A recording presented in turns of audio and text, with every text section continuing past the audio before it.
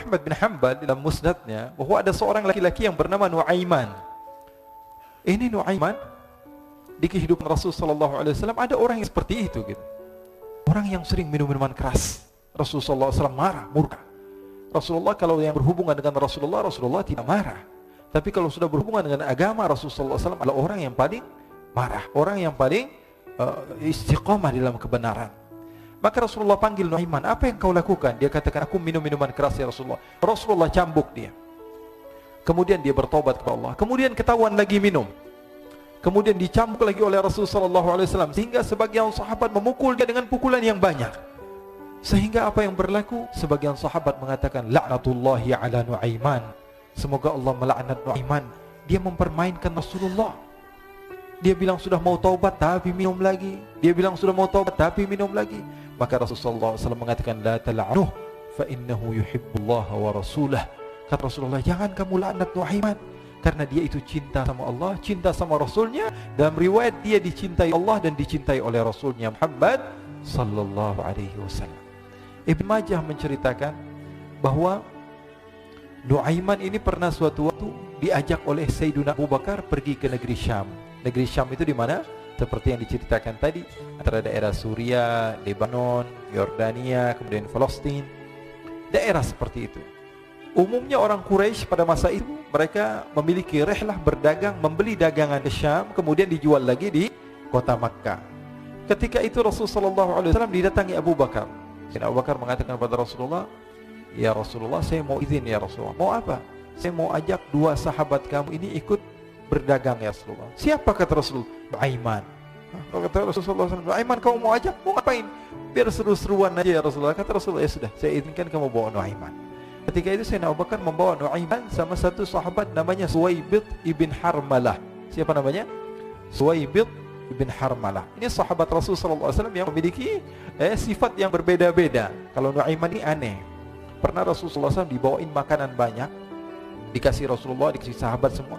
Semuanya sudah makan, tiba-tiba si Nuaiman ini, sahabat Nabi Nuaiman mengatakan kepada Rasulullah, ya Rasulullah, ini yang penjualnya, tolong kau yang bayar ya Rasulullah. Makanan udah habis. Makanan udah habis, Rasulullah SAW bingung, saya yang bayar. Akhirnya Rasulullah katakan kepada sahabat, ayo keluarkan uang, kita patungan, kita bayar. Rasulullah aja mainin, apalagi kita orang.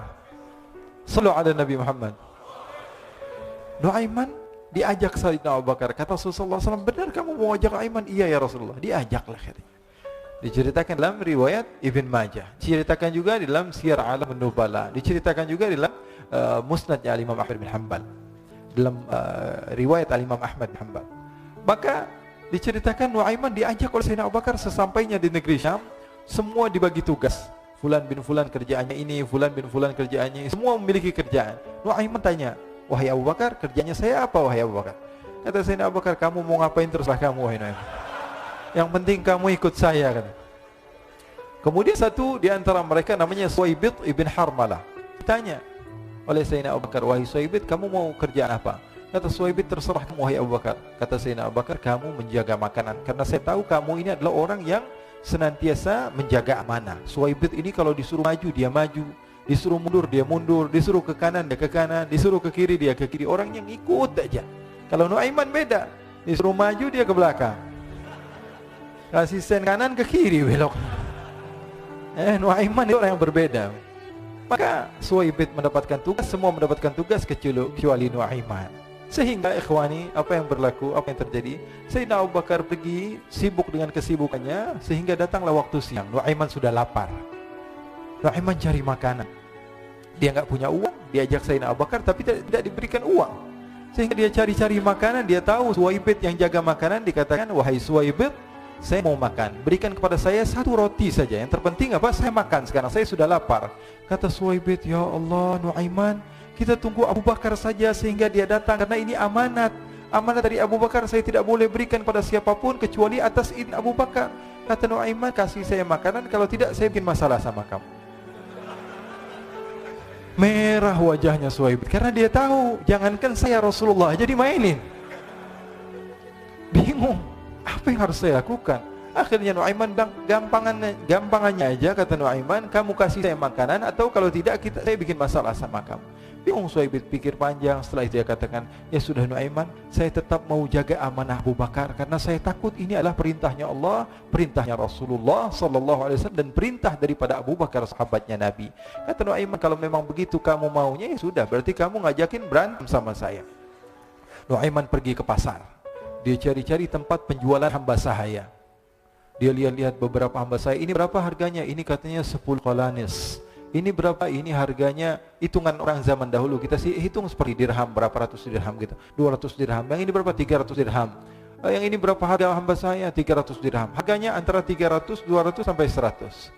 Kemudian Nuaiman mengatakan kepada penjual hamba sahaya tersebut, saya punya juga hamba saya, tapi saya jual cuma 20 dirham saja, murah. Katanya, apa benar ada hamba saya harganya segitu? Iya, karena dia punya aib, ada kekurangan. Apa? Nanti kalau kalian tangkap, dia bakalan teriak, saya ini bukan hamba sahaya tapi orang merdeka. Akhirnya semua orang berkumpul mau beli. Ini Nuaiman sama Nuaiman diajak ke Suhaib bin Harmalah tadi. Kata Nuaiman, itu ada orang yang berdiri sedang menjaga makanan, itu hamba sahaya saya, tangkap saja. Oh baik. Diberikan uang 20 dirham, dimasukkan oleh Nuaiman ke kantongnya, kemudian Suhaib ditangkap. Ketika ditangkap, Suhaib teriak, saya bukan hamba saya orang merdeka. Maka orang-orang tersebut mengatakan, saya sudah tahu kekurangan kamu. Ini memang kekurangan kamu, memang kamu, tapi saya tidak perlu dengan budget kamu, yang penting kerjanya kamu. Ya kan hamba sahaya untuk apa? Untuk kerja, mau di ngomong apa, mau ngomel terserah, yang penting dia mau kerja. Akhirnya ditangkaplah Suhaib dan dijual di pasar. Nuaiman punya uang banyak ini. Dia beli makanan, dia beli minuman, dia beli hadiah buat Rasulullah. Dia beli macam-macam di negeri Syam ini. Waktu itu adalah superpower, adidaya Romawi. Pada masa itu semua barang mahal, tapi Nuaiman banyak uangnya. Dia belanja ini, belanja itu, sehingga Sayyidina Abu Bakar pun pulang. Ketika Sayyidina Abu Bakar pulang, Sayyidina Abu Bakar cari, mana ini Suhaib? Kita semua sudah lapar. Kata Nuaiman dengan mudahnya dia mengatakan, sudah saya jual wahai Abu Bakar. Maka Sayyidina Abu Bakar bertanya, apa yang kau lakukan wahai Nuaiman? Diceritakan oleh Nuaiman dengan jujur. Nuaiman ini orangnya apa adanya, tapi nyusahin. Saya jual. Akhirnya dibawa oleh Nuaiman, Sayyidina Abu Bakar pergi ke mana? Ke pasar, lalu dibeli lagi oleh Sayyidina Abu Bakar As-Siddiq. Suhaib yang tadinya orang merdeka menjadi hamba sahaya sebentar, kemudian dibeli lagi oleh Sayyidina Abu Bakar. Pulang ke Madinah, kisah ini diceritakan di hadapan Rasul sallallahu alaihi wasallam. Maka perawi mengatakan, fadhahikan nabiyyu hatta badat nawajidhuhu. Ketika diceritakan kisah Nuaiman tersebut dengan Suhaib, Rasulullah tertawa sejadi-jadinya sehingga gigi geraham Rasul sallallahu alaihi wasallam nampak di wajah mata para sahabat. Sehingga perawi lain mengatakan, 1 tahun berlalu Rasulullah, setiap ada tamu yang datang kepada Rasulullah, Rasulullah akan ceritakan kisah Nuaiman menjual Suhaib. Jadi ada ikhwani, jangan kalian kira Rasul sallallahu alaihi wasallam itu hidup di satu masa sahabat-sahabatnya itu seperti ustaz-ustaz yang khusyuk, yang kayak Habib bin Ais ini banyak.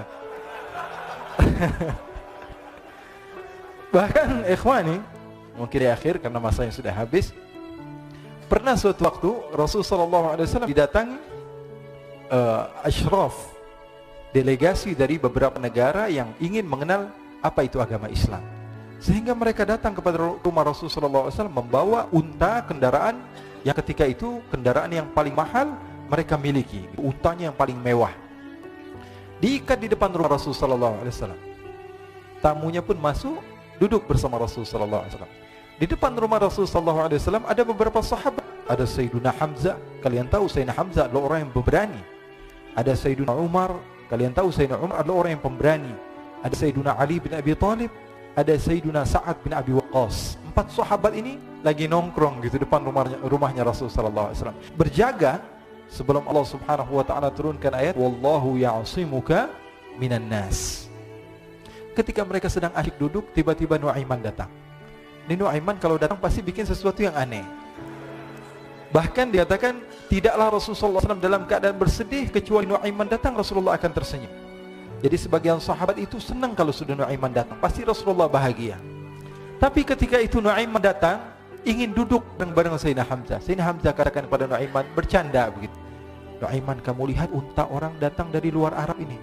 Lihat, kata Nuaiman, ini besar banget ini, badannya besar gitu. Dagingnya pasti banyak. Iya, ini kalau kita sate enak nih ntar malam. Kata Nuaiman. Kata Sayyidina Hamzah, apakah kamu berani? Kata Nuaiman, saya berani aja asal kalian gak bilang sama Rasulullah. Kata Sayyidina Hamzah, benar wahai Nuaiman, benar. Akhirnya Sayyidina Hamzah lupa masalah itu, cuma bercanda-bercanda saja. Sayyidina Hamzah lagi asik sama Sayyidina Umar, Sayyidina Ali. Tiba-tiba apa? Ternyata ketika dia melihat unta tersebut sudah pisah antara kepala sama badannya. Nuaiman mengatakan, wahai Hamzah, ini unta saya sudah potong, saya mau pergi sebentar, kalau Rasulullah cari saya, tolong jangan beritahu di mana saya. Nanti kalau keadaan sudah aman, mari kita nyate bareng-bareng. Ini ada yang seperti itu di zaman Rasulullah SAW. Maka dia pun berlari dan berlari mencari satu tempat supaya Rasulullah SAW dia selamat daripada Rasulullah SAW. Sehingga Sayyidina Hamzah bingung, ini kalau Rasulullah keluar gimana? Ada Hamzah Asadullah, ada Ali bin Abi Thalib, ada Umar, gak bisa jaga kendaraan tamunya Rasulullah SAW. Akhirnya benar apa yang terjadi, ikhwani. Rasulullah SAW tamunya mau pulang. Ketika dia buka pintu tamu melihat apa? Untanya sudah begitu. Maka teriak, wa naqatah, unta kami wahai Muhammad. Baru mau kenal Islam, unta kami, kendaraan kami sudah dibuang. Rasulullah SAW lihat Sayyidina Hamzah, lihat Sayyidina Ali. Mereka gak bisa ngomong, mereka hanya bilang apa? Nuaiman ya Rasulullah.